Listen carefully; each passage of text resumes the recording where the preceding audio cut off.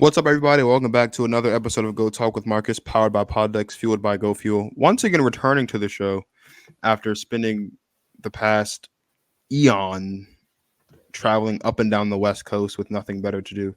Steezy A. Smith, my friend, my brother. What's going on, man? How you doing? Hey, my brother, yeah, like you said, bro, it's been way too long. It's been way too long. But yeah, like you said, I've had a great time on vacation. Kind of spent a little more time than I wanted to in vacation mode. But now that I'm back, it's grind mode, baby. Come on. It's always a pleasure to have Steezy on the show. I'm pretty sure if there's one guy that people love to hear on the show more than me, because it's my show, it's you. And even then, I think maybe on some people's lists, you might rank higher as voices to hear on the show than me. But it's fine. It's whatever, because people are still going to listen to the show anyway, and I'm going to get all the credit for it, so it doesn't matter. This is the first of 32 off-season episodes for the NFL for the next. Let's see if I can do the math here very quickly. For the next 7.5 weeks, I am going to bust my ass for you beautiful people. We have some amazing guests lined up. Some people you know, some guys you don't know, some people we haven't seen in a long time. We are going to talk all things NFL draft, NFL offseason, gearing up for the 2022-2023 NFL season. It's going to be a blast. It's going to be a ride. We're going to go from Jaguars to Rams in the original draft order. So without trades or anything, but like how the draft would have been if picks weren't traded and all that good stuff. From 1 to 32. This is episode 1. Jacksonville Jaguars. Couldn't think of anyone better to start it off with than my guy, Steezy A. Smith. So let's jump right into it. First episode, we have to talk about the first overall pick in the NFL draft this past season, or this past weekend and some change. Trey Von Walker. There was originally way back in the beginning, right? It was like, okay, way too early. We were thinking Kayvon Thibodeau and Aiden Hutchinson, and then that kept going back and forth. And then it seemed like a week and a half before draft time, all of a sudden it's Trayvon Walker is leading the odds to be number one pick. And wouldn't you know, the Jaguars went with Trayvon Walker at the first overall pick in the 2022 NFL draft.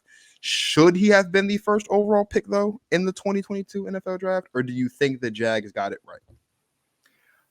I'm gonna say no.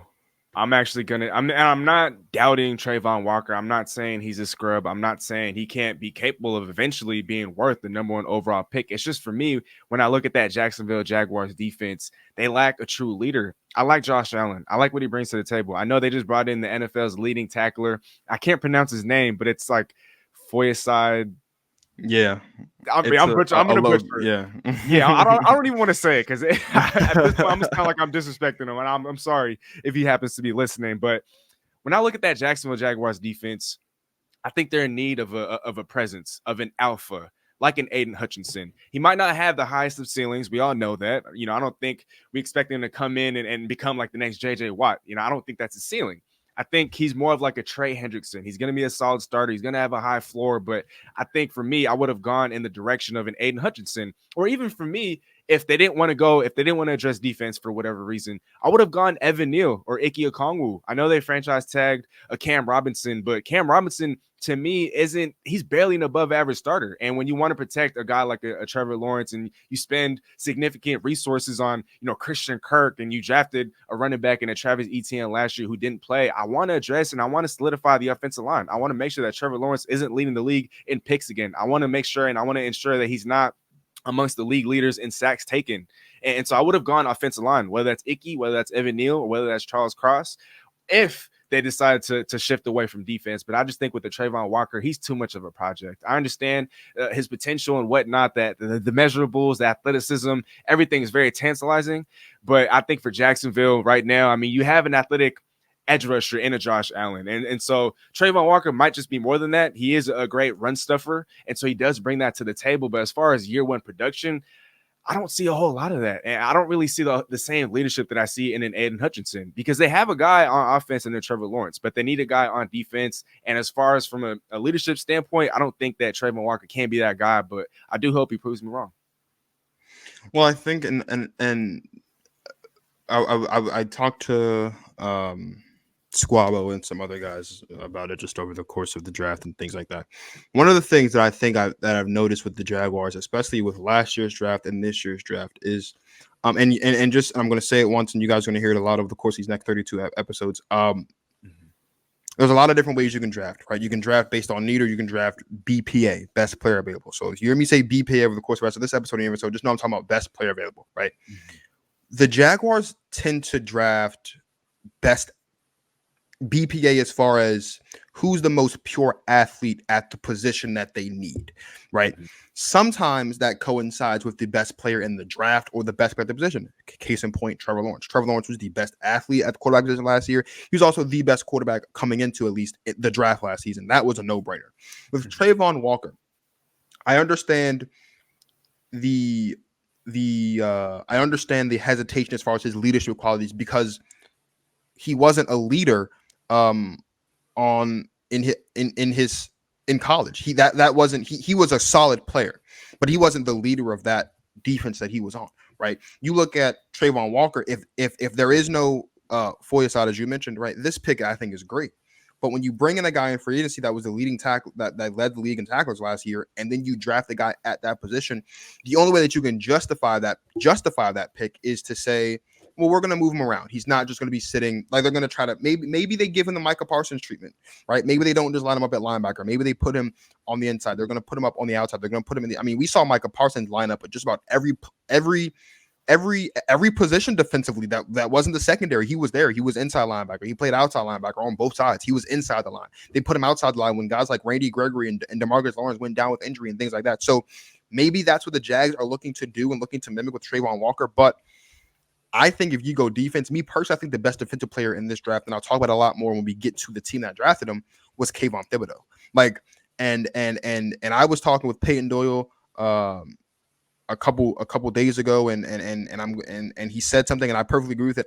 He's my way too early pick for defensive rookie of the year. Is Kayvon Thibodeau. Like, I thought he was the best defensive player in the draft, and if there was anybody that should have gone number one that wasn't Aiden Hutchinson, I think it should have been Kayvon Thibodeau. Again, the Jags usually go best pure athlete as far as being able to mix things up, and so I get that, and so that's why I'm not going to completely slander the pick, because also when you're picking in the top 5, the chances of you pulling a Bill Belichick and drafted a third-rated ground guy in the first round are slim to none. Like, you're going to pick a solid player. It is, the talent is there, right? But as I've said about the Derek Stingley Jr. pick, and as we'll get into that later this week on that show, with Squabble, he's going to come on the show for that. Like, are the Jags going to be able to get the best out of Trey Von Walker? Like, Trey Von Walker is a talented player, but I don't know if the Jags are going to be able to get the best out of him to completely and fully maximize his potential, which is why when you're drafting a guy number 1 overall, potential plays a factor, but you also got to get a guy that no matter what the season holds or no matter what happens, because you're not a good team, they're still going to be able to be who they are, right? Trevor Lawrence last season, I think, was still Trevor Lawrence given what he had, a rocky offensive line. Travis Etienne wasn't in the lineup because he missed all of last season with a foot injury. There was craziness going on with the coaching staff. Like, there was a lot, and Trevor Lawrence was still able to do, to the best of his ability, what Trevor Lawrence does. Now, granted, they didn't win that many games, and he did lead the league in interceptions, as Steezy mentioned. But Trevor Lawrence, I think, for the most part, especially in the back half of the season, still looked like Trevor Lawrence. Can Trey Von Walker be the same? Will Trey Von Walker still look like Trey Von Walker in Jacksonville? That's my one hesitation, and that's why I'm not sold on the pick. Now, if you're not sold on the first round pick, it's hard to really be sold on the rest of the picks, because your very first pick sets the tone for the rest of your draft. How would you, Mr. Steezy A. Smith, grade the Jaguars 2022 draft class? Man, see, sometimes I don't like giving out draft grades, especially to the teams in which I feel like didn't necessarily do a great job. And for me, it's hard to give out Fs, just because whenever you have an infusion of young talent, I don't think you can have an F, even if you're the Patriots and you're picking a guy who should have been picked at the top of the 3rd round, 29th overall. Like, even if your big board is is a lot different than everyone else's, you know, far apart from the consensus and whatnot. Even if you're reaching on guys left and right, it's hard for me to give out Fs, you know, and it's hard for me to give out very low grades. I don't like to give out very low grades just because, you know, I'm pro player. You know, I'm always going to be pro player. I'm always going to be rooting for these guys. I'm always going to be hoping to see the best. And when I say something that might come off as disrespectful or might come off as, you know, something that's probably not a good thing to say about a player or a situation, I always hope I'm wrong. You know what I mean? And so I think with the Jacksonville Jaguars, despite possessing the number one overall pick, despite needing, you know, amongst all the teams in the NFL, the biggest of talent infusions, I didn't really like their draft. Not really in the slightest. Trey Von Walker, if I had to grade that pick, I'd give it a C plus, and that's being generous. But you're asking me to grade the entire class, and so I'm gonna stay in the C range, C minus. Devin Lloyd, yes, they did trade up in the first round to acquire who, in my eyes, is the best linebacker in the entire draft. But then you just brought in the leading tackler in the NFL last year who also plays linebacker. I understand Miles Jack, you let go, and so you still have somewhat of a need at linebacker. I'm not going to question the Devin Lloyd pick, but then again, you go linebacker in the third round. And Doug Pederson is on record saying that you can't have enough linebackers. I get that, but linebacker, especially off-ball linebacker, is not a premium position in the NFL. And you win by selecting or having premium position guys on rookie scale deals. You're paying, because eventually when you have to pay these guys are taking up the biggest of cap hits. These guys are taking up the most amount of money, you know, on the salary cap. And so you want to have, you know, cheap rookies that are playing premium positions. And so for 4 or 5 years, you're not paying these guys significant amounts of money. And so with the Jacksonville Jaguars, I just didn't really understand the strategy. You're not really drafting premium positions. Yeah, you're filling a couple of needs, but then I don't know. There's a whole bunch of redundancy at linebacker. They spent 2 premium picks on cornerbacks, but they waited until their last 2 picks to go with premium positions. I mean, Trey Von Walker could be argued. He could be looked at as a premium position depending on what he does. But then again, like I also said, in year one, his best skill set, what he's really going to bring to the table is his ability to stop the run. You know, I think right now when kind of looking at his ability to get after the quarterback, yes, the tools are there, the athleticism's there. I mean, 6'5" running, what is it, a 4.5 40 or a 4.6 40? Oh my gosh, like that is absolutely just, you know, you'll salivate over that. And I get that, but I mean, at the end of the day, I'm still going to look at college production. He had all that talent around him, and yet he wasn't able to put up a whole bunch of sacks. Yes, last year 6.5, but in his 3-year career at Georgia, 9.5. So you're telling me in his first 2.5 years, 2 years, he had 2.5 sacks or 3 sacks? And so, yes, okay, the production, that's not too big of a concern, but it is something I'm worried about. I just think with Jacksonville, I didn't understand the direction. They didn't target a whole bunch of premium positions. And I felt like offensive line was a bigger need, and they only had drafted 1 center.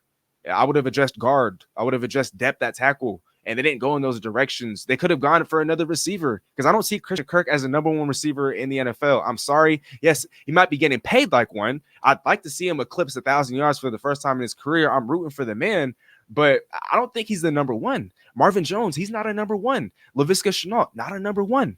And they ignored receiver. They neglected receiver. Like Trevor Lawrence has the best weapons in the world. Are they expecting Travis Etienne to be their number 1? And so I just didn't really understand the direction of this team. I thought there were a few reaches as well. Trey Von Walker was somewhat a reach in my eyes. And so ultimately, I don't like to give out this grade, and I'm being slightly generous, but I'm going to give the Jacksonville Jaguars a C minus. It has become apparent to me that I am, based on that, I'm going to be a very hard grader throughout all 32 of these episodes. And I apologize for that. I really don't, though.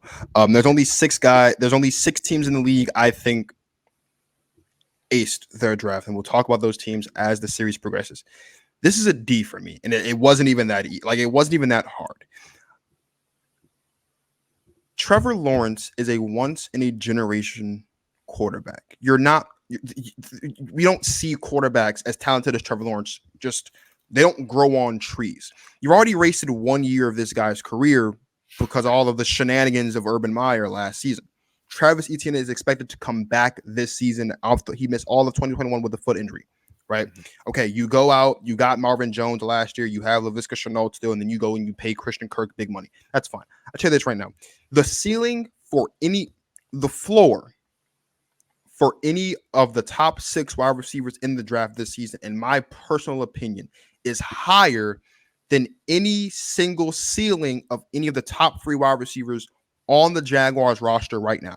I think any of those 6 guys at their worst is better than Marvin Jones, is better than Laviska Shenault, is better than Christian Kirk at the job of playing wide receiver. All of those guys are phenomenal people. I'm never going to say they shouldn't get their money, right? And we'll talk about Christian Kirk getting paid in just a second because that was egregious.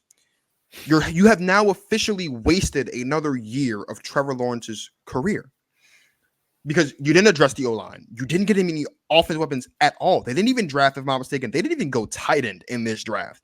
And I'm on record as saying, since I've started this show, I'm on record as saying that there is nothing better for a young quarterback than a tight end, right? A veteran tight end or a young tight end, a big body target that no matter how much experience they have is going to cause matchup issues for the opposing defense. They didn't go offense at all in this draft as far as legitimately proven talent. That's the first reason why they have a D. The second reason why they have a D is because you can absolutely have too many linebackers on your roster. Yes. Linebacker's not a premium position. When you look at the trajectory of the offense as far as what the NFL has looked like over the past couple of years, you're talking about guys like Pat Mahomes. You're talking about guys like Josh Allen, Justin Herbert, Joe Burrow, Lamar Jackson. All of these guys. And at the quarterback obviously will always be a premium position in the NFL. That'll never change because if you don't have a good quarterback, you're not winning a Super. Like if you're not having a guy that can make passes and make reads and do just enough, so to speak, you're not going to be competitive and be competing for championships in this league. With that being said, because quarterbacks are premium positions, what did we see happen? We saw the stock of wide receivers go through the roof. Devontae Adams got paid. Christian Kirk, even though I don't think he should have, Christian Kirk got paid. Debo did this whole thing with San Francisco because he wants to get paid as the wide receiver. All of these players are getting paid at the wide receiver position. Do you know what else that means? That also means that cornerbacks are also premium positions. And Peyton Doyle talked about this the other day when I was on his show. Like, that's next. But you know who else by default is probably going to be next, I think, especially when you look at who's coming up on the market? Tight ends. Guys like George Kittle and Darren Waller and Mark Andrews, TJ Hawkinson, Mike Gesicki. All of these guys at the tight end position are going to start getting paid because quarterbacks and offenses in general are premium positions. That is where you make your money. Now, there are some people that believe you don't pay premium position. And that's fine. I'm not going to debate you on that. But those are the premium positions in the NFL, and the Jacksonville Jaguars did not target it. This is a hot take if you want to call it. I don't think anybody else has ever said it, so let me be the first. The Jacksonville Jaguars not drafting an offensive talent at number 1 overall was probably the biggest mistake of the draft, and I will die on that hill. They didn't draft the wide receiver with the first overall pick. They didn't draft an offensive lineman with the first overall pick. And we know historically that if there's one position that's going to breed Hall of Fame talent, no matter where they get drafted to, there's one position that gets in the first round that gets drafted that breeds Hall of Fame talent. It's offensive lineman. You didn't draft Evan Neal. You didn't draft the lineman that went to Carolina, whose name I can't think of right now because names are failing me. Yes, you didn't draft any offensive lineman in the first round. You didn't draft a wide receiver in the first round. Honestly, a tight end would have been head scratching, but you didn't even attempt to pursue a tight end with your second, or like you just said, defense. Offense wins games, defense wins championships. I get that, but the Jaguars aren't competing for any championships anytime soon. Like the years of 2017 season is long gone. That was the closest the Jaguars will ever be to a Super Bowl for a very, very, very, very long time. And they didn't address what they need. What you need is to surround. Look at what the Eagles did. The Eagles traded a first and a third round pick to go get A.J. Brown for their young guy, for their young quarterback, Jalen Hurts, right? We saw the Chargers lock in Mike Williams and lock in those offensive weapons around Justin Herbert. Not the draft, but still, we've seen all of these talent, all of these young guys are getting help offensively. The Jets go wide receiver, and then they draft a running back in the second round, Breece Hall. All of these teams went offense to help their young guys for the most part, and the Jacksonville Jaguars didn't. So Steezy's giving them a C to be nice. A C minus. I'm not a nice teacher. This is a D minus. I'm not going to give him an F because I don't think anyone failed the draft, because failing the draft is almost impossible. You fail the draft. You have some serious discussions that we need to be having about you as a franchise. But I'm going to give him a D because I get that needs. And again, I'm not saying that all of the guys that they drafted won't develop, but they're all hit or miss. Outside of Trey Von Walker, it's hit or miss up and down the draft class for Jacksonville. So I'm gonna give him a D because it's another year that's going to be wasted for Trevor Lawrence. It's another year where maybe he doesn't take that next step, where maybe he doesn't look like the first overall pick. And I love Trevor Lawrence. I love him as a talent. I think he is fantastic. He has all the makings to be at his best, an MVP candidate, MVP winner in this league, potentially not in Jacksonville, though. He won't do it in Jacksonville, but that's where I'm going. I'm going to give him a D because I don't know how you fail as bad as they failed. Like I legitimately think the Jaguars failed in the draft this season. No, 1,000%, bro. I mean, you kind of laid out the reasoning and the logistics behind it. I'm just more of the nice guy type of teacher, and so if it wasn't for that, I'd probably be giving them the same grade as you, my brother. So I think we're pretty much on the same page, though. So let's talk about it because we've danced around it a little bit, right? Obviously, they went out and they got Christian Kirk. They got the guy who led the league in tackles last season at the linebacker position. Which free agent signing do you expect to have the biggest impact in Jacksonville this upcoming season? Man, that's hard. I didn't really like a lot of their free agent signings. Foye side, I'm going to keep butchering his name. I'm sorry, but the NFL's leading tackler. Let's just refer to him as that. No disrespect. I'm sorry. I just can't pronounce his name. That's on me. Yeah. But he led the league in tackles last year, right? But you don't pay off-ball linebackers $45 million over 3 years. That's just too much money. That's like way too much money. Yes, if you wanted to address linebacker, go to the draft. Or you had Devin Lloyd, the best linebacker in the draft. So I don't get the redundancy there. I wanted to go in that direction, but then, like I just said, there's a whole bunch of redundancy now. And so I can't go there. And I don't know what his impact is going to be. I think by default, it's just going to have to be Christian Kirk.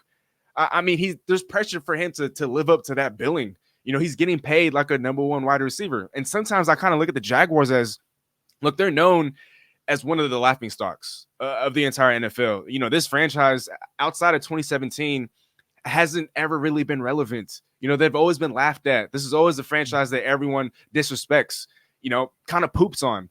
And so I kind of look at the Jaguars giving Christian Kirk all this money as like a troll to the rest of the league. They're like, you know what? Okay, we've been getting made fun of. The fans don't like us. You know, people don't like us. And so you know what we're going to do? We're going to blow up the receiving market. We're going to ruin it for the rest of the entire NFL. And so I think to try to justify his price tag, and we expect a little bit of improvement, right, from a Trevor Lawrence. Doug Pederson is somewhat of a quarterback whisperer. And so he doesn't have top tier weapons, but he does have quantity of weapons, maybe not the highest of quality, but he has quantity. I mean, he has a bunch of mid-tier receivers. Shenault should get better. Marvin Jones has been a reliable veteran presence, but I think by default, Christian Kirk has to be that guy just because of his price tag and just because there's an absence and there's a vacancy at the wide receiver one spot.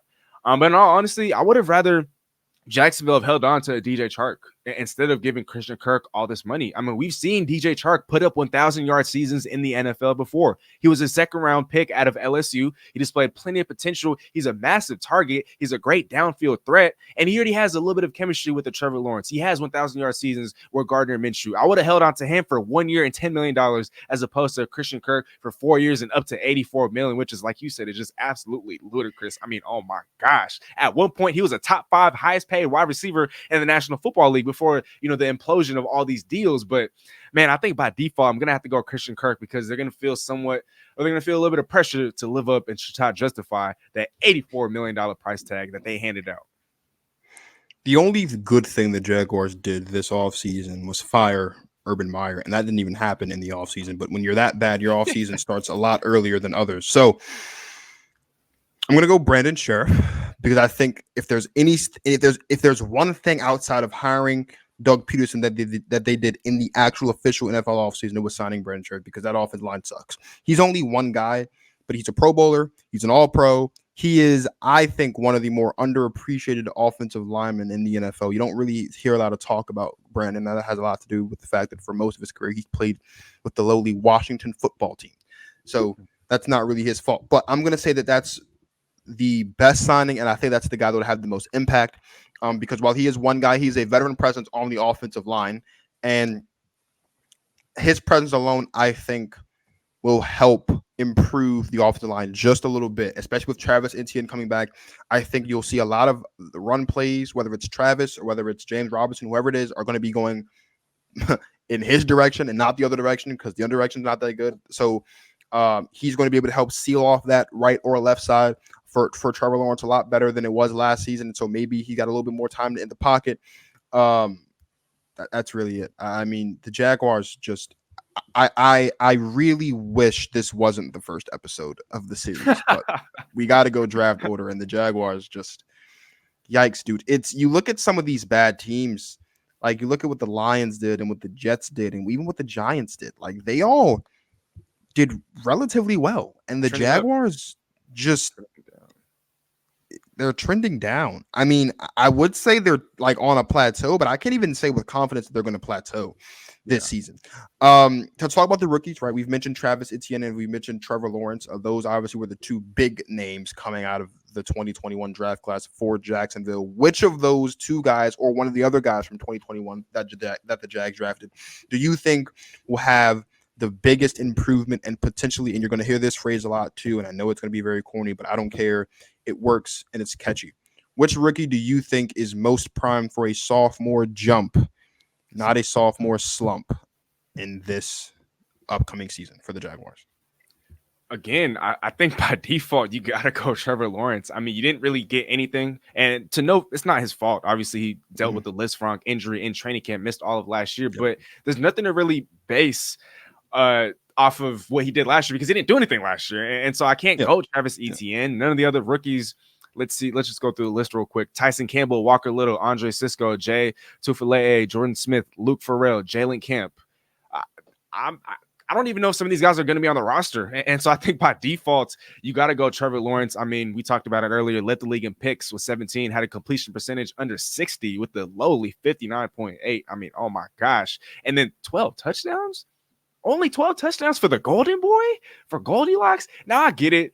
I mean, you sprinkle in a little bit of context. You see Urban Meyer and you're like, oh, yeah, that's why. That's why. And I think, while they didn't add to the receiving core, while they didn't really add to the offensive line outside of franchise tagging Cam Robinson and like you talked about, Brandon Scherf, I think just the fact that you get Urban Meyer out of the building, that's addition by subtraction in and of itself. And that's going to benefit Trevor Lawrence the most.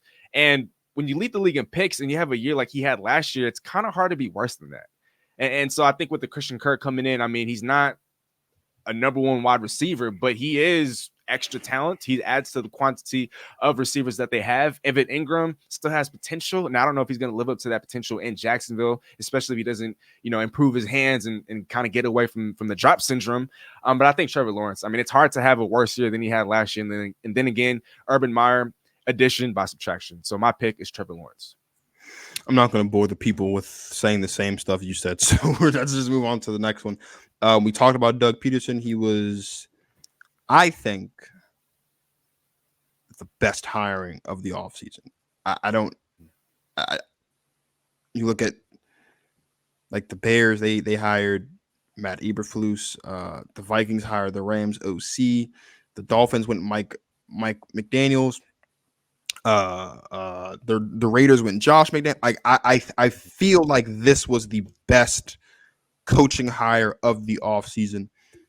How will Doug Pederson fare, though, in his first season as the head coach of the lowly Jacksonville Jaguars?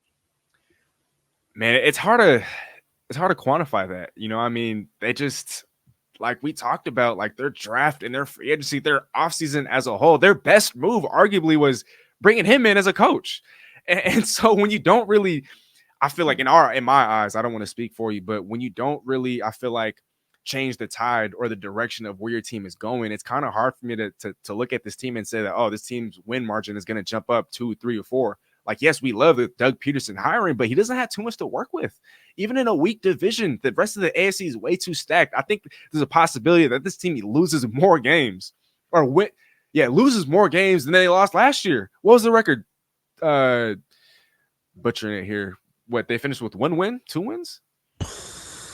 Let's find out. I don't know what the Jaguars record was because I didn't watch Jaguars football last season. I don't think there was anybody in the world that watched Jaguars football last season. It was real hard. And for those of you that are listening to me like, how are these two guys talking football and they didn't watch Jaguars football? Listen, if you saw what we saw from the Jacksonville Jaguars in week 1, in which you heard out of the Jacksonville Jaguars camp, you wouldn't have been watching Jacksonville Jaguars football either. The Jaguars went 3-14. Yes, they won as many games as the Lions. I remember that because the Lions going into their game against us in week 18 had the number 1 pick, but they won and the Jags lost. No, and the Jags won, and the Jags against the won Colts. and got the first overall pick because the Lions had the tie from their game against the Steelers. So 3-14 was the record for the Jacksonville Jaguars last season.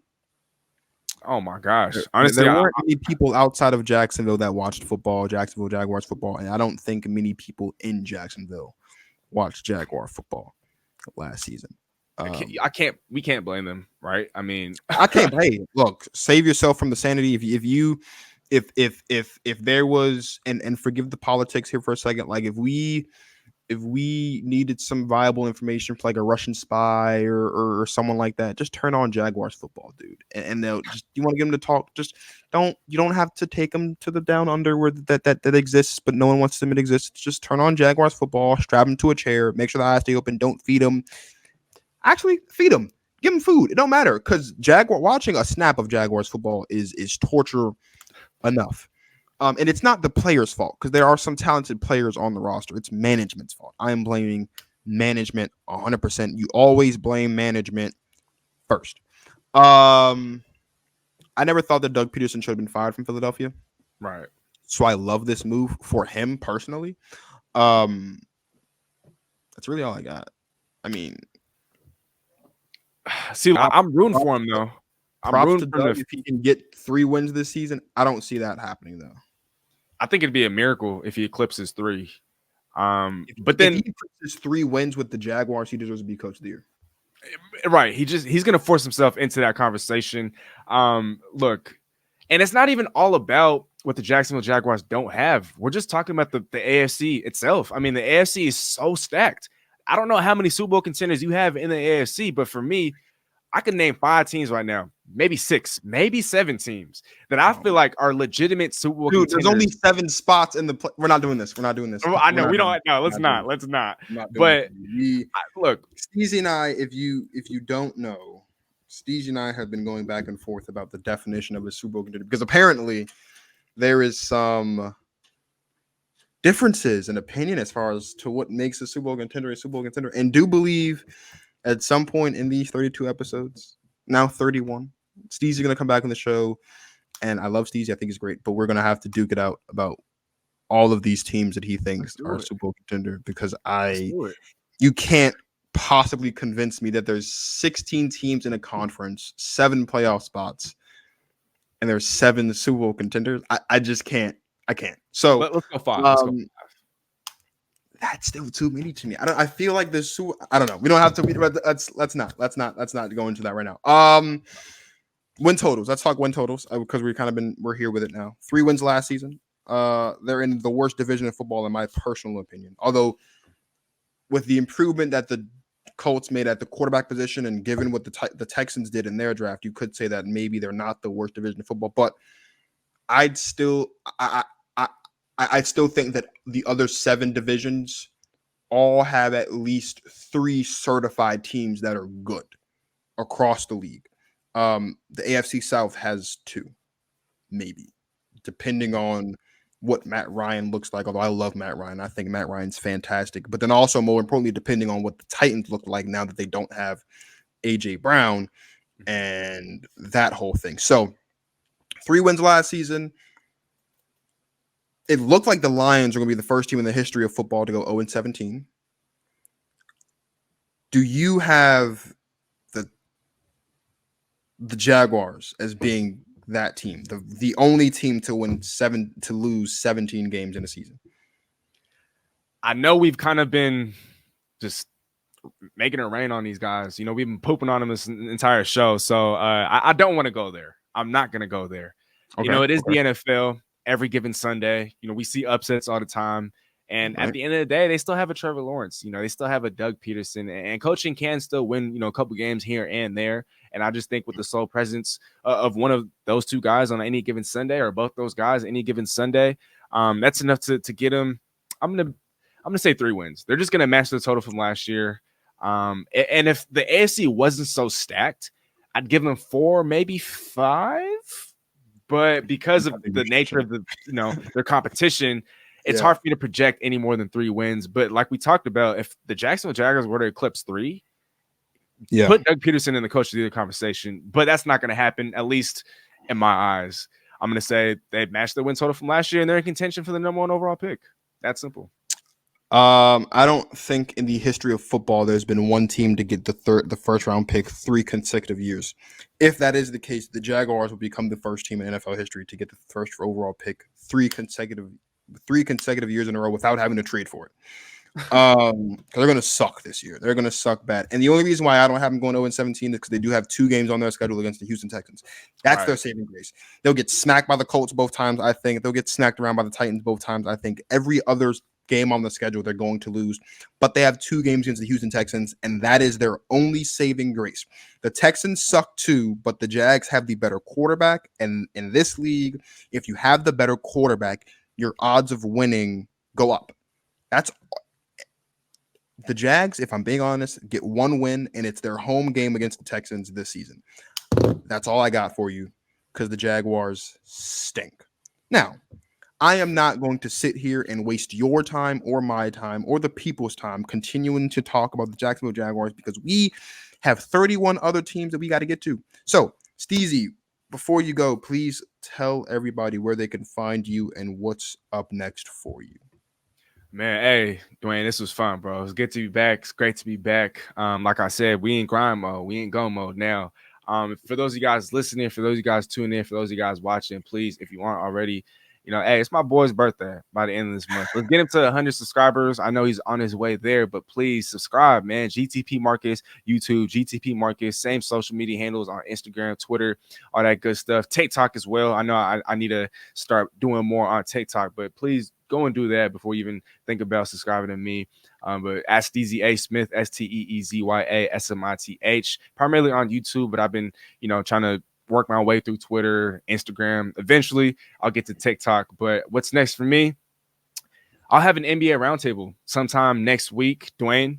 I'd love to have you on there. I've actually just started the kind of the scheduling and the plans for it just today. So I don't have like a set day or a time or even topics or even guests. And so you're definitely, somebody that's more than welcome to hop on. But I got that coming up. I got a whole bunch of Seahawks draft profiles coming up. I mean, I had a huge draft show the other night with a bunch of voices of the Seahawks. So definitely be sure to check that out if you're a Seahawks fan or if you're just an NFL fan. But for the next couple of weeks, I will be touching on every single prospect that the Seahawks drafted, even a couple of their undrafted free agents. So expect a whole bunch of draft profiles, expect a whole bunch of NBA and Miami Heat stuff, and expect a lot more of this draft sort of stuff on this channel. So that's it for me. 1 down, 31 to go. From now until July, I'm going to be annoying you guys with football content. Why? Because the season's almost here. Now, a couple things you got to talk about. Number 1, as always, please like, subscribe, click the notification bell so you don't miss any new episodes. Follow on the socials below at GTP Marcus on all platforms. Give my brother Steezy a follow. There's a couple things that we need to address. Number 1, College Girl Foundation. That's a girl with a U, not an I.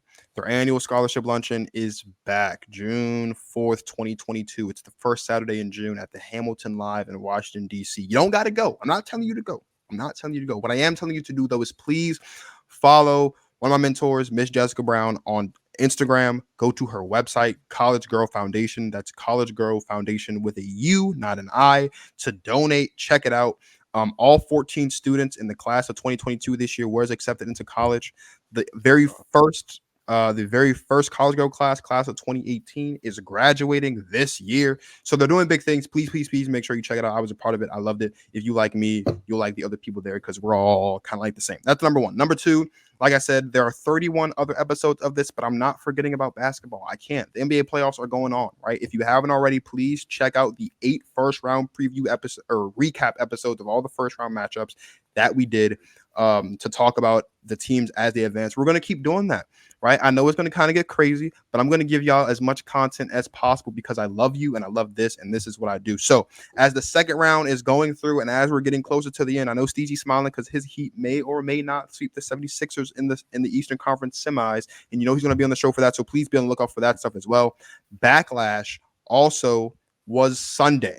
Backlash was Sunday, so I had to bring on my guy Sal to talk about WrestleMania Backlash. We did a preview show as we always do. Please check that one out as well. Look, it's obnoxious.